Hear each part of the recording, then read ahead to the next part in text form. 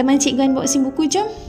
Okay, let me share you something. Last week, ada satu parent ni contact cikgu untuk daftar tuition tau. This one parent sangat concerned about her daughter's performance. Okay lah, we talk in general. Semua parents nak yang terbaik for their kids, right? But today I nak share story about this one parent. She's mother. Actually dia sangat-sangat sopan lah. Dia sangat-sangat lembut je. So dia sangat risau tau bila anak dia fail. Every time exam selalu fail.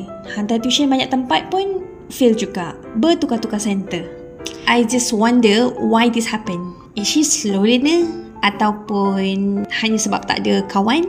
But then after register, cikgu try lah message and start our first conversation just to know her level, bla bla bla. Just nak tahulah performance dia sebelum ni macam mana kan. Bila tanya satu, balas satu. Tanya 5, balas 1.